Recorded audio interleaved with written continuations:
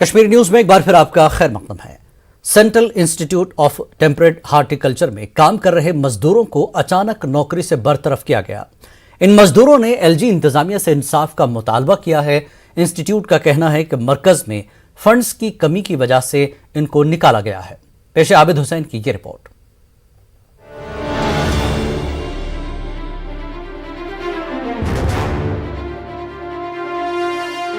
جموں کشمیر میں بے روزگاری کو کم کرنے کے لیے اقدامات کرنے کے دعوے کیے جا رہے ہیں۔ دوسری جانب مرکزی سرکار کی جانب سے چلائے جا رہے اداروں میں کام کر رہے مزدوروں کو نوکری سے نکالا جا رہا ہے۔ اس کی ایک تازہ مثال رنگریٹ اولڈ ایئر فیلڈ میں قائم central institute of template horticulture ہے۔ یہاں دہائیوں سے کام کر رہے مزدوروں کو اب نکالا جا رہا ہے۔ یہ مزدور سراپا احتجاج ہیں۔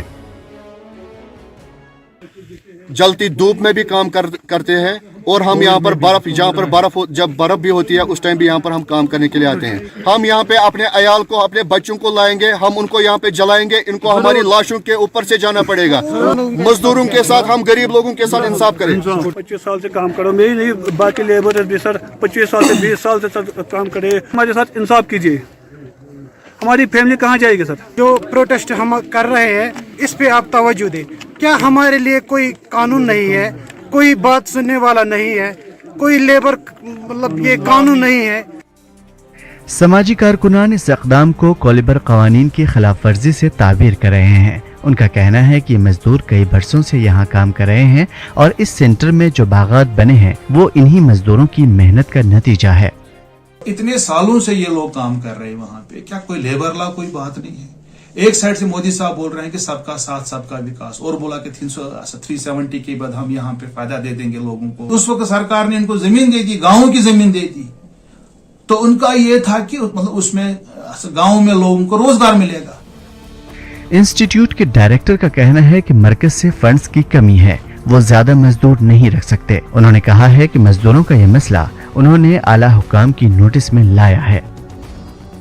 ہمارے ابھی پچھلے کوارٹر میں جو ہے فائنینشیل کرنچ بہت زیادہ آ گیا، جو کہ ہمارے پاس بہت ہی کم پیسہ بچ گیا، تو اس لیے ہم نے ان کو کچھ دن کے لیے بیٹھنے کے لیے کہا ہے تاکہ جب تک فنڈ کی پوزیشن تھوڑی امپروو نہ ہو جائے، اور ہم نے اپنے ہائر اتھارٹی کو بھی اس سے آگاہ کرا دیا ہے، اور ہم نے اور ایڈیشنل ریکوائرمنٹ بھیج دی ہے۔ جیسے ہی وہ ہماری ریکوائرمنٹ پوری ہوتی ہے اور ہمارا کہیں سے فائنینشیل مینجمنٹ ہو جاتا ہے تو ہم ان کو دوبارہ سے ایک کر سکتے ہیں۔ مزدوروں کا کہنا ہے کہ انہوں نے 20 سالوں سے محنت کر کے اس سینٹر میں باغات کو بنایا ہے، آج انہیں اچانک نکالا جا رہا ہے۔ انہوں نے مطالبات پورے نہ ہونے کی صورت میں بھوک ہڑتال پر جانے کی دھمکی دی ہے۔ نیوز 18 اردو کے لیے بڑگام سے عابد حسین کی رپورٹ۔ ضلع پلوامہ کے رہمو علاقے میں گزشتہ رات کو چوروں نے کچھ رہائشی مکانوں میں نقب لگائی۔ آستان پورہ رہمو میں چوروں نے لگ بھگ 7 مکانوں میں نقب لگائی ہے۔ چوروں نے محمد اشرف وانی نامی شخص کے رہائشی مکان میں نقب لگانے کے سونے کے زیورات اور نقد رقم لوٹ لی، تو جن علاقے میں بھی چوری کی واردات رونما ہوئی۔ چوری کی وارداتوں میں اضافے سے عام لوگوں میں کافی تشویش پیدا ہو گئی ہے۔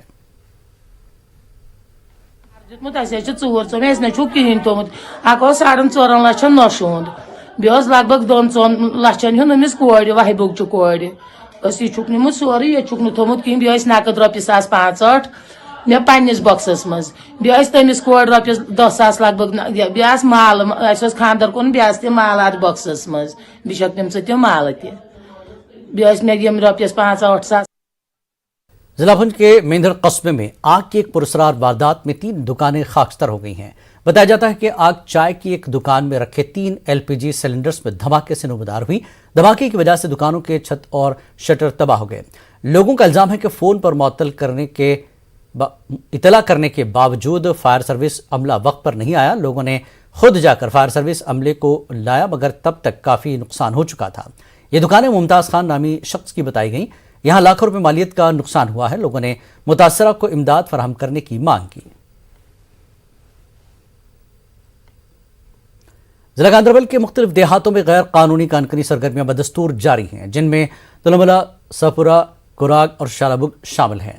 یہ سرگرمیاں مقامی لوگوں کے لیے خطرہ بنی ہوئی ہیں۔ वहीं हुकाम खामोश तमाशाई बने हुए हैं। रेत माफिया ने या तो सरकारी अराजी पर कब्जा किया है या कुछ ज़रई अराजी के मालिकान को रेत निकालने के लिए खुदाई करने और खुदाई के मकसद के लिए ज़मीन फरोख्त करने के लिए भारी रकम अदा की है। इन देहात की पूरी ज़रख़ ज़मीन अब 15 से 20 फुट गहराई वाले बड़े तालाबों में तब्दील हो चुकी है, जो लोगों के लिए मौत का जाल बन चुकी है। ये गैर कानूनी इक़दाम इलाके में नबातात और हैवानात के लिए भी संगीन ख़तरा है और साथ ही माहौलियाती तबाही में भी इजाफा करता है, क्योंकि पानी के तालाब बरसों से ज़मीन के बड़े रकबे पर फैल चुके हैं। न्यूज़ 18 ने जब मुतल्लिक़ा हुकाम से इस हवाले से पूछा तो उन्होंने कुछ कहने से गुरेज किया और मखसूस इलाकों में निशानदही के बावजूद रेत माफिया के खिलाफ कोई कार्रवाई नहीं की जा रही है। इलाका है मैक्सिमम शेरपथरी एरिया है, कोरग जिसमें आता है, सुपुरा आता है और रबितार ये पूरा गुंडी रोशन लीग के वहाँ एग्रीकल्चर लैंड थी, जहाँ पर कंस्ट्रक्शन पहले परमिशन भी दिया जाता था कंस्ट्रक्शन करने के लिए। क्योंकि जब परमिशन बंद हो गया, आज इसमें एक लैंड माफिया काम कर रहा है, जिसको एडमिनिस्ट्रेशन को माइन्यूटली देखना है कि क्या मसला है। गरीब लोगों को वहाँ पर जो ज़मीन है वो ख़त्म की जा रही है, उसको देखना कि एग्रीकल्चर ज़मीन भी शुरू हो जाएगी तो लोग कहाँ जाएंगे, कहाँ रहेंगे, क्या खाएंगे। हल्का इंतखाब देवसर के बाग, सिकलो और मुल्हिका इलाकों के लोगों ने गैर कानूनी तरीके से रेत और बाजरी निकालने के खिलाफ एहतजाज किया। साबिक मेंबर असम्बली देवसर मोहम्मद अमीन भट्ट और डीडीसी मेंबर रियाज अहमद ने एहतजाज की क़यादत की। लोगों का कहना है कि माइनिंग माफिया नालाविशों के बाग सेकलों में दिन रात रेत, बाजरी और बोल्डर निकालने का काम जारी रखे हुए है। इंतजामिया अभी तक कोई कार्रवाई करने से कासिर है। उन्होंने इंतजामिया और पुलिस से मदाखलत की अपील की है। स्टेडियम बनाओ अगर जन गवर्नमेंट यपर अहमियत दिवन मगर यपर सोरे यपर गास चराई दिवन तो वो सर पान मौकस पे ये कस हालात कर्म 50 गामन संगम तानत खत्म गसन वजह क्या वजह रात कित मशीन है बतन रात कित माल कड़न ये कहन ये सन न सनो ये बंद गसन बंद गसन। दिक्कत है, सैलाब आएगा तो हमको यहाँ रहना नहीं पड़ेगा। तो हमारा मकान भी है जो यहाँ दरिया के किनारे पे है। अब सुनने में आया है कि ये आधा किलोमीटर अंदर चले गए हैं ड्रेजिंग करते करते। जो गवर्नमेंट ने बांध दिया था वो भी हमको उन्होंने उतारा, वो नहीं रखा था। बहुत पैसा लगा था उसमें मगर वो भी नहीं रहा, वो भी उठाया है। मेहरबानी करके इनको गिरफ्तार किया जाए और इनको सेफ्टी एक्ट दिया जाए जरूर। आप दूसरी तरफ बोलते हैं कि सैलाब ज़दान को उनको इमदाद देंगे, उनको प्रोटेक्शन देंगे। दूसरी तरीके से तो माफिया आता है रात को दिन को। लिहाजा मेरी गुजारिश है एडमिनिस्ट्रेशन से, पुलिस अफसर, एसपी साहब से, एसएचओ साहब से, इनको तुरंत गिरफ्तार किया जाए। अगर एक हफ्ते तक इनको गिरफ्तार नहीं किया जाए तो हम नेशनल हाईवे, लास्ट हमारा अल्टरनेटिव है, हम नेशनल हाईवे को बंद करेंगे। जिला किश्तवाड़ में पावर प्रोजेक्ट्स पर एहतजाज जारी है। जिले के दाचन में जमीन देने वालों और बेरोजगार नौजवानों ने प्रोजेक्ट कंपनियों के खिलाफ शदीद एहतजाज किया। मुजाहिरीन ने पावर प्रोजेक्ट्स में मकामी अफराद को नौकरियां देने और प्रोजेक्ट के लिए जमीन देने वालों को आज के रेट के मुताबिक मुआवजा देने का मुतालबा किया। मुजाहिरीन ने इंतबा दिया कि अगर मुतालबात तस्लीम नहीं किए गए तो आने वाले दिनों में एहतजाज में मजीद शिद्दत पैदा की जाएगी। हमारे लोग बिल्कुल बर्बाद है। पहले टाइम पे क्या है, जमीनें जाती थी लोगों को तो चलो एनएचपीसी में जॉब देते थे या सीयूपी में जॉब। आज के टाइम पे ना हमें जॉब है, ना कुछ जमीनों का रेट दिया गया, ना ही कंपनी में गवर्नमेंट नौकरी लगाना तो दूर की बात है, या मतलब जेपी या एफकॉन या प्राइवेट जो कंपनियां काम वहाँ जॉब नहीं मिल रहा है। तो हम करें तो करें क्या, हमारा जो प्रोटेस्ट है वो कंटिन्यू रहेगा। DDC chairperson Ramban doctor Shamshad Shah ने एक प्रेस कॉन्फ्रेंस का इनेकाद किया। उन्होंने किश्तवाड़ में चेयरपर्सन की जानिब से मकामी लोगों को तामीराती प्रोजेक्टों में रोजगार और मुआवजा देने की मांग की हिमायत की। उन्होंने मामला हल न होने की सूरत में जिला रामबन में भी एहतजाज शुरू करने की धमकी दी।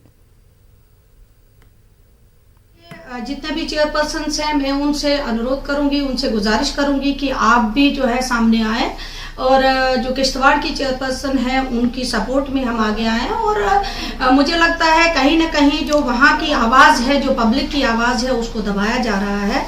और जो प्रोजेक्ट्स हैं, जो प्रोजेक्ट्स के अंदर जो उन्होंने डिमांड रखी है कि लोकल एम्प्लॉयमेंट जो है वहाँ पर दी जाए, हम चाहेंगे कि किश्तवाड़ के इशू को जल्द से जल्द हल किया जाए। अगर उस प्रोटेस्ट को, उनकी मांगों को नहीं जो है किसी प्लेटफॉर्म पे लेके माना गया तो हम सभी डिस्ट्रिक्ट से जितने भी चेयरपर्सन हैं, जितने भी डीडीसी मेंबर्स हैं, पीआरआई से, हम कहीं ना कहीं हम मजबूर हो जाएंगे कि हम भी जो है सामने आ जाए और उनके सपोर्ट में हम चलें। वक्त एक और ब्रेक के बाद फिर लौटेंगे।